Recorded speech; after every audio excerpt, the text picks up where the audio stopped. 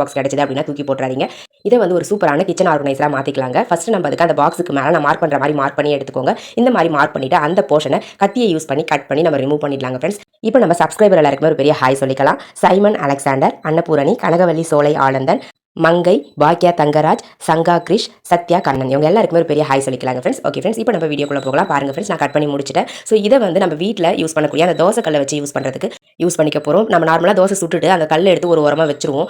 அந்த மாதிரி நம்ம தோசைக்கல்லை வைக்கும்போது அந்த தோசைக்கல்லேருந்து வடிஞ்சு வரக்கூடிய எண்ணெயானது வந்து பார்த்தீங்கன்னா, நம்ம எந்த இடத்துல தோசைக்கல்லை வைக்கிறோமோ அந்த தரைப்பகுதி ஃபுல்லாகவே வந்து ஸ்பாயில் பண்ணிடும், ரொம்ப பிசு பிசுன்னு ஆக்கிடும். ஸோ அதை ரிமூவ் பண்ணுறது ரொம்பவே கஷ்டங்க. ஸோ இந்த மாதிரி ஒரு பாக்ஸ் கிடைச்சது அப்படின்னா அதை இந்த மாதிரி கட் பண்ணி அதுக்குள்ளே அந்த தோசைக்கல்லை போட்டு வச்சுருங்க. நீங்கள் ரொம்ப ஹீட்டாக வந்து எடுத்து அந்த பாக்ஸ்குள்ளே போடக்கூடாது. கொஞ்சம் தோசைக்கல் ஆறின பிறகு இந்த பாக்ஸ்குள்ளே போட்டுட்டீங்க அப்படின்னா எண்ணெய் வடிஞ்சு வரும்போது அந்த பாக்ஸ்குள்ளேயே ஸ்டோர் ஆகிடும் உங்களுக்கு. ஸோ அதனால் தரை வந்து ஸ்பாயில் ஆகாமல் இருக்கும், கிச்சன் மேடையும் ஸ்பாயில் ஆகாமல் இருக்குங்க. ஸோ உங்களுக்கு தேவைப்பட ட்ரை பண்ணி பாருங்கள், ரொம்பவே யூஸ்ஃபுல்லாக இருக்கும். ஸோ இந்த பாக்ஸ் வந்து கொஞ்ச நாள் கழிச்சு நம்ம தூக்கி போட்டு வேறு பாக்ஸ் வந்து யூஸ் பண்ணிக்கலாங்க. ஸோ பார்க்கவும் நீட்டாக இருக்கும், யூஸ் பண்ணுறதுக்கு ரொம்பவே கம்ஃபர்டபுளாக இருக்கும். தேவைப்படுறவங்க ட்ரை பண்ணி பாருங்கள்.